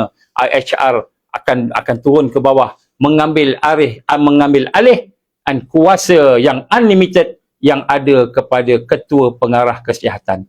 Jadi kuasa unlimited ni bukan hanya pergi kepada Ketua Pengarah Kesihatan Malaysia, KKM, tetapi dia akan pergi sampailah kepada Pengarah Kesihatan WHO yang akan mengambil tempat. Jadi Akta 342 ni sebenarnya ialah akta yang bersifat lokal kebangsaan yang akan disambut oleh peraturan yang baru disebut International Health Regulation IHR yang akan dilaksanakan setelah akta ini diluluskan. Bila akta lulus, dia akan ambil alih lah. Dia adalah pula benda-benda lain pula. Jadi sebenarnya cukup dengan saya mengatakan bahawa kuasa yang tidak ada batasan ini boleh membawa kepada keburukan lebih daripada kebaikan. Kena pula orang yang menjadikan menjadi DG tu orang yang tak boleh dipercayai, mesti dia nak lantik orang yang geng dia. Ada banyaklah kita kata perkara-perkara yang ada, dan ni ada banyak lagi.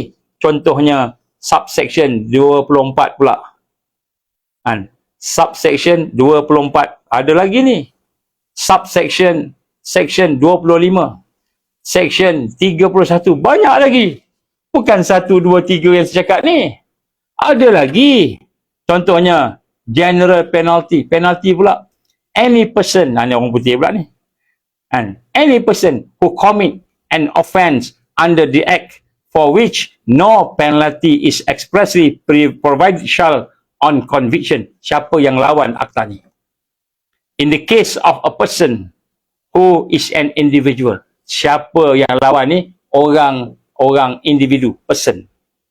Maka be liable to a fine not exceeding 10,000 ringgit. Dia boleh didenda 10,000 ringgit. Atau to imprisonment. Bismillah. Atau boleh dipenjarakan for a term not exceeding 2 years, ataupun boleh dipenjarakan 2 tahun. Tak nak pergi pengasingan, ketua polis. Tak nak pergi pengasingan, tak nak ikut kami, tak apa.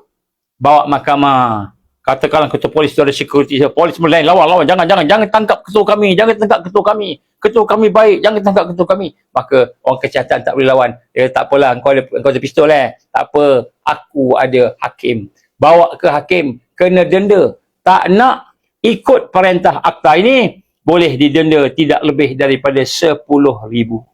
Dan kemudian in the case of body corporate, be liable to a fine not exceeding on 100,000 ringgit. Saya minta maaf yang ini ni, yang lama ditukar.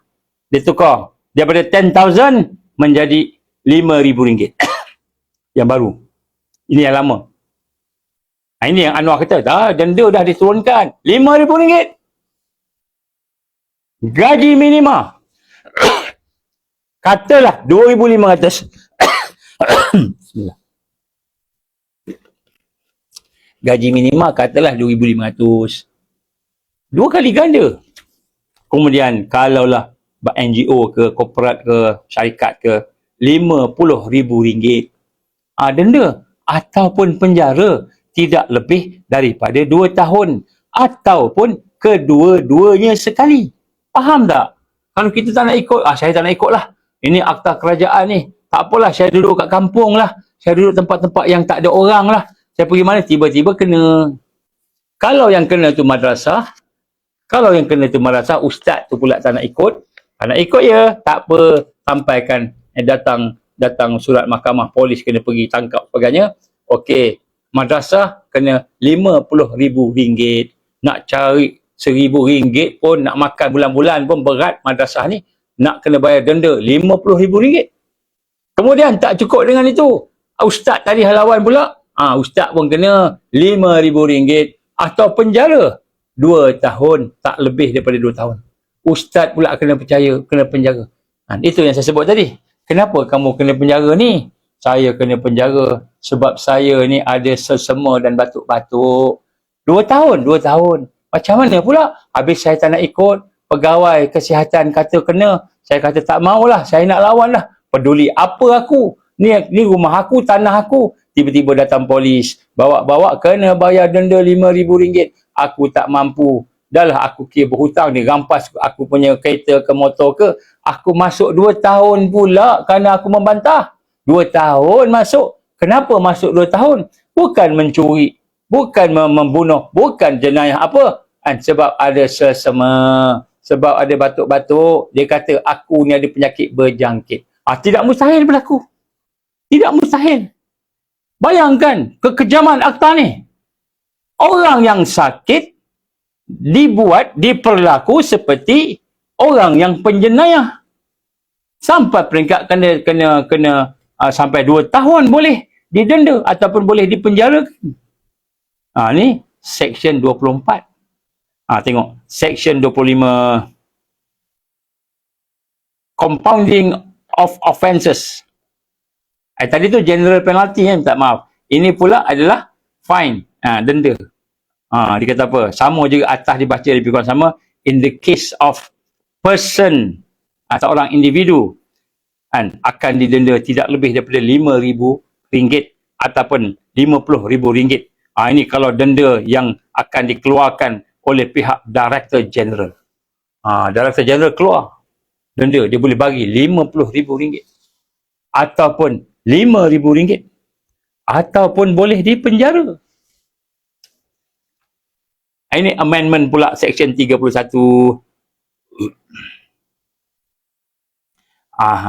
Section 31 ni pun berkenaan dengan denda juga.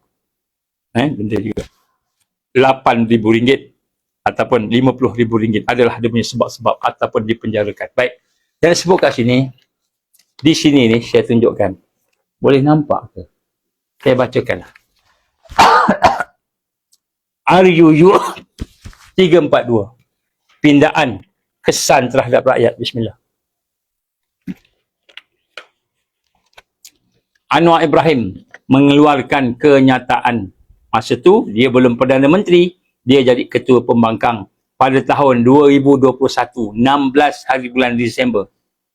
Saya akan arahkan semua ahli parlimen PKR menentang pindaan Akta 342. Ni Anwar Ibrahim sebelum jadi PM. Selepas jadi PM, yang kita dengar hari ni lah.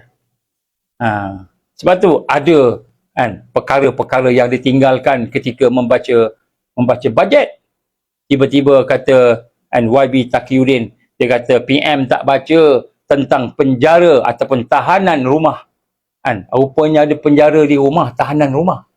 Dalam bajet tu. Dia tak baca, kata Taqiyuddin, YB Kota Baru. Kota Baru kata macam itulah. Adakah kami nak terima yang dibaca atau terima yang ditulis? Jadi ini antara perkara-perkara yang berlaku sekarang ni. Tiba-tiba penjara. Rupanya penjara rumah ni antaranya juga kemungkinan besar melibatkan 342 juga. Wallahualam, saya pun tak tahulah. Saya cuma nak sebut sini je. Supaya kita faham bahawa akta yang ada ini telah diluluskan dengan keadaan tak cukup quorum. Maka yang di Pertua Parlimen kata apa? Okeylah, oleh kerana kita tak cukup quorum, maka kita ambil keputusan luluskan ini dengan mendengar setuju ke tak setuju. Maka dia berkata, adakah siapa-siapa yang membangkang ataupun melarang? Senyap. Apabila adakah orang-orang kat sini ni yang setuju dengan akta ini diluluskan? Setuju. Adalah 2-3 orang cakap. Entah-entah tukang sapu yang cakap. Tukang sapu, kau cakap lah. Suara kau kuat sikit. Aku sakit tekak. Kau tolong cakapkan. Wakil untuk akulah. Setuju, kata tukang sapu. Minta maaf no. Saya bukan nak main-mainkan parlimen, tapi nak sebut kat sini akta yang cukup besar boleh diluluskan dalam keadaan orang yang tak ramai, tak cukup quorum, kemudian dengan setuju. Lulus tak? Luluslah. Sebab itu budi bicara yang dipertua. Memang benda tu ada dalam dia punya pertimbangan dia. Luluslah. Tapi patutkah akta yang begini kejam yang boleh diluluskan tanpa perbahasan dan mengambil kira banyak benda yang saya sebut tadi? Dia boleh mengganggu perlembagaan perkara-perkara yang lain. Contohnya perkara 5 kalau tak silap saya tentang kebebasan, hak kebebasan menjaga kesihatan kita contohnya. Hak-hak yang lain ataupun perkara-perkara yang lain. Sekarang ni yang boleh mengisytiharkan darurat pada satu tempat atau seluruh negara. Boleh. DG boleh keluarkan darurat. Kita sedang berada dalam darurat. Tak perlu ada bukti. Macam sekarang ni, sakit ada simptom. Simptom pun tak perlu ada simptom. Masuk kuarantin. Kenapa? Disyaki je. Baik. Jadi sebab tu dah sebut kat sini. Akta ni suatu akta yang kejam. Ni salah satu contoh daripada banyak lagi. Banyak lagi kita kata. Kan, perkara-perkara yang kita sebut dalam resolusi Task Force Rakyat. Banyak lagi ni. Banyak lagi. Ini salah satu je. Yang kita sebut, kalau kita cerita satu-satu, pakat-pakat, tak habis malam ni, besok tamu, bambung lagi, banyak lagi. Sebab itulah tuan-tuan perempuan, saya nak mengajak tuan-tuan perempuan pada hari ini, marilah sama-sama kita faham, apakah sebenarnya yang telah dibuat oleh pihak kepimpinan negara, yang ada pada hari ini, yang duk fikir macam mana nak jaga negara ni, ataupun macam mana nak jaga diri sendiri, duit sendiri, macam mana untuk kepentingan dan kita kata kedaulatan negara. Ataupun ada kepentingan dan kedaulatan nafsu dan juga antarabangsa. Di sinilah yang kita nak sama-sama faham.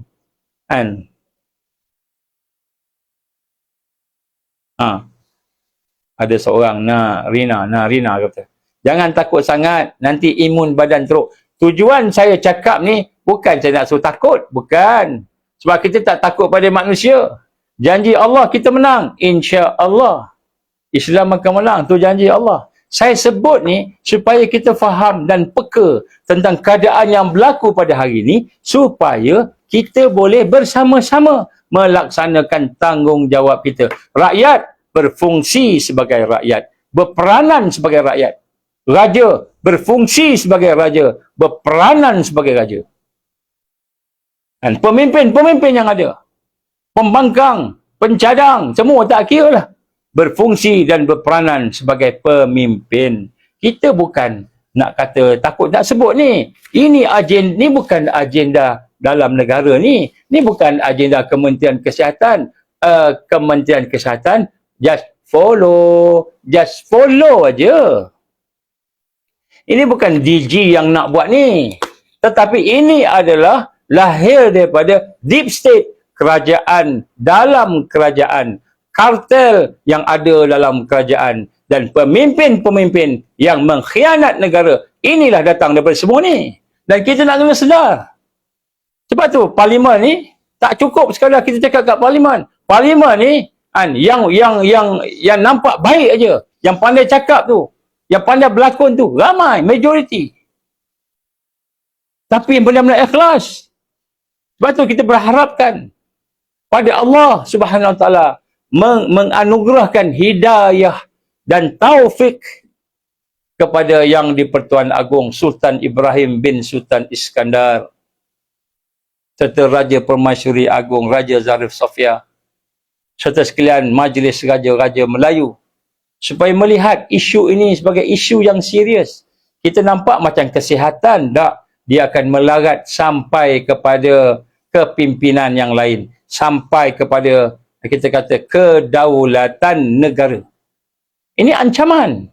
Nampak macam macam kita kata kesihatan aja ni masa ada pandemik ya, masa pandemik itulah dia boleh menyerang negara. Dia boleh menghancurkan negara. Dia boleh menyusun sempadan semula. Saya minta maaf saya sebut lagi sekali. Sebelum ini kan gelang yang ada di Singapura. Gelang yang ada di Singapura tu kawasan orang Melayu. Kawasan orang Melayu, gelang. Maknanya kalau ada ahli parlimen kat situ, orang Melayu lah akan jadi wakil parlimen dari gelang di Singapura. Tetapi mereka telah memecahkan kepada bahagian sehingga akhirnya ahli parlimen Melayu yang sepatutnya mewakili gelang tiba-tiba jadi ahli parlimen bukan Melayu. Kenapa? Gelang kawasan Melayu dipecahkan sempadannya menjadi 4, ada 4 pula ahli parlimen kat situ. Jadi orang Melayu yang ramai dipecah-pecahkan. Akhirnya ahli parlimen yang bukan Melayu menguasai. Ini berlaku di Singapura. Dibuat oleh PAP, iaitu dibuat oleh parti Lee Kuan Yew. Dan benda ini bukan teori konspirasi. Ini memang fakta, dah jelas. Bagaimana kawasan yang ramai Melayu dipecah-pecahkan. Kawasan yang banyak orang-orang yang lain digabung-gabungkan. Sehingga menyebabkan mereka boleh memenuhi parlimen. Dan sehingga akhirnya mereka boleh menguasai negara. Dan perkara ini tidak mustahil berlaku di negara kita. Dengan pensempadanan semula. Ceras yang patutnya ada 1 MP, tiba-tiba ceras ada 4 MP.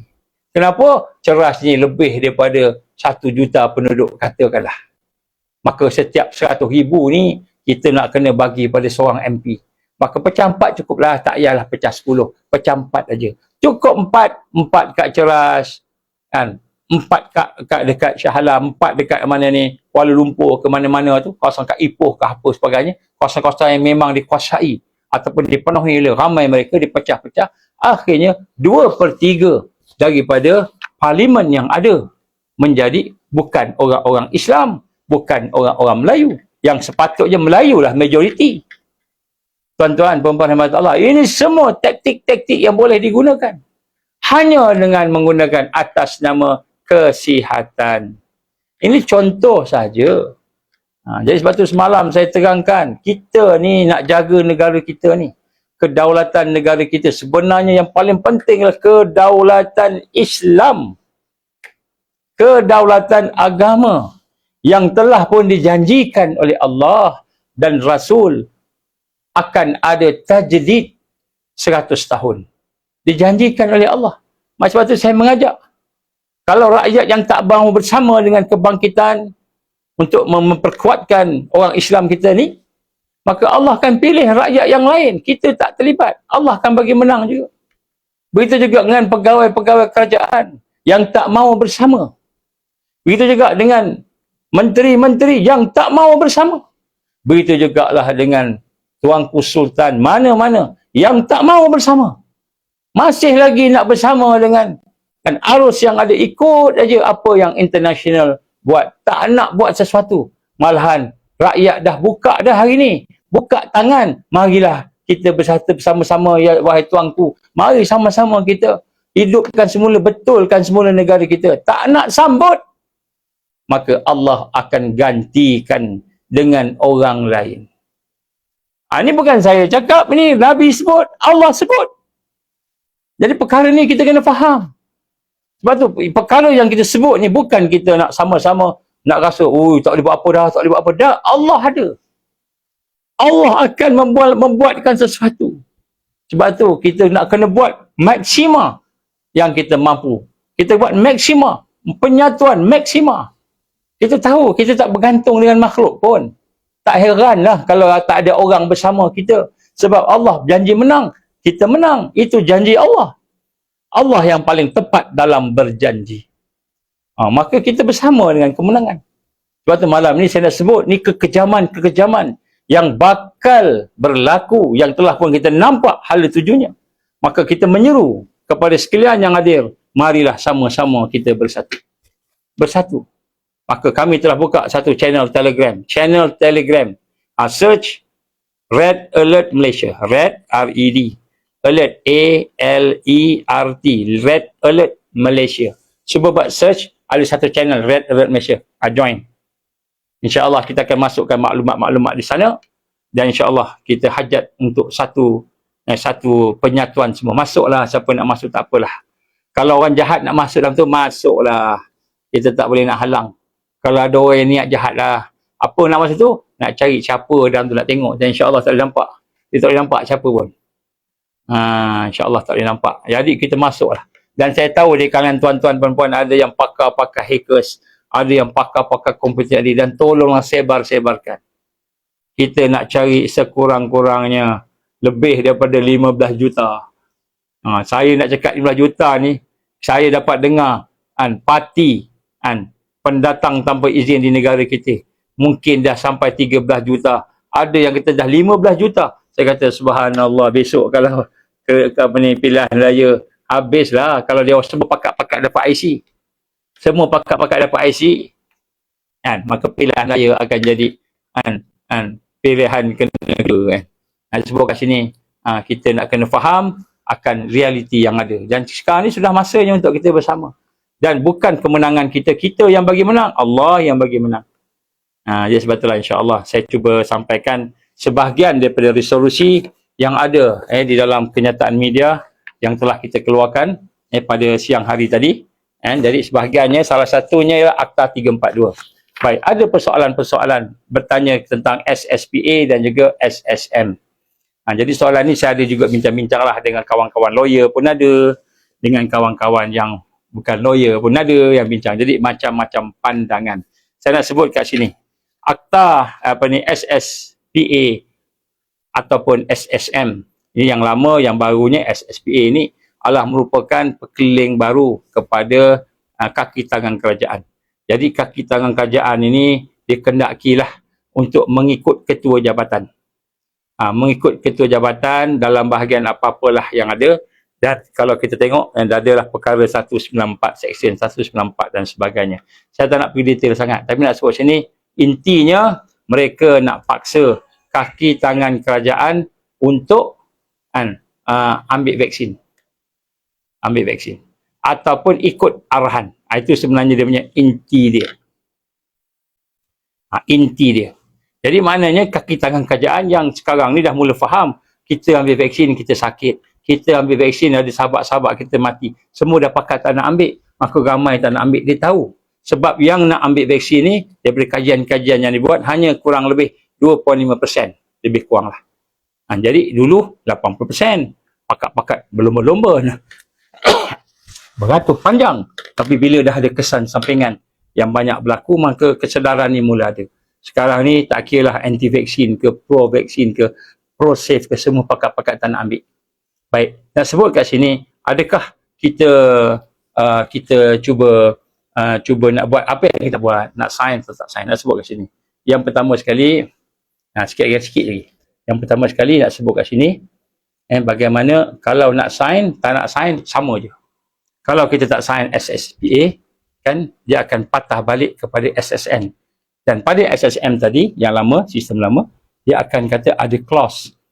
Ada clause yang bila sampai peringkat naik gaji ke, ataupun naik pangkat ke apa sebagainya, maka orang tersebut, ataupun bila berlaku sesuatu, orang tersebut kena patah balik kepada perkara 194 ataupun SSPA tadi. Jadi kena pergi sana juga. Maka ada nasihat-nasihat daripada para lawyer-lawyer yang ada, tak apalah sign aja, tak apa SSPA. Tapi sign dengan bantahan. Apanya? Sign dengan bantahan. Jadi ada di situ tulis. Kan, kalau sign dengan bantahan, tidak dikira. Dia boleh cakap, tidak dikira. Dia kat situ tulis. Kalau sign dengan bantahan, maka dia akan dikira sebagai, bantahan itu tidak akan dikira. Kita dah sign dah. Kan? Tak apa, tulis je dengan bantahan. Bila sampai waktunya besok, bila pergi berada dalam keadaan suasana yang kita tertekan, maka kita gunakan dengan bantahan ni. Kita bantahlah benda yang dia sebut-sebut tu. Saya bantah sebab benda ni. Jadi saya tak boleh dikenakan tindakan tata tertib walaupun saya sign, sebab sebenarnya saya bantah yang ni, yang ini, yang ini. Masa kita sign tu, kita ambil gambar siap-siap. Ambil gambar siap-siap. Ataupun kalau nak tulis tambah satu lampiran, saya membantah sekian pun boleh juga. Tapi kalau kita tulis sampai satu surat tu, kan, dia boleh buang je surat tu. Dia kat tempat sign tu, bantahan. Kalau nak tulis perkara 194, apa ikutlah. Saya bantah. Bantah pun tak apa, bantah. Jadi bila sampai waktu besok, kita dipaksa ambil, saya sebenarnya bantah. Yang ini yang saya bantah. Saya tak nak ambil vaksin ini walaupun Ketua Jabatan Suruh. Kenapa? Kerana saya berpegang dengan perkara 5, kebebasan untuk menjaga kesihatan. Kebebasan nak jaga kesihatan saya, nyawa saya. Saya tak yakin vaksin ini, contohlah. Contoh. Maka pada masa itu, adalah kata nak bantah baik. Ada yang lain pula kata tak apalah, sign saja. Sign saja. Bila nak besok, kita keluar je lah.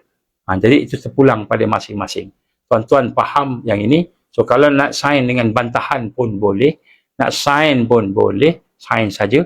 Ataupun tak sign. Sebab akhirnya dia akan paksa kita.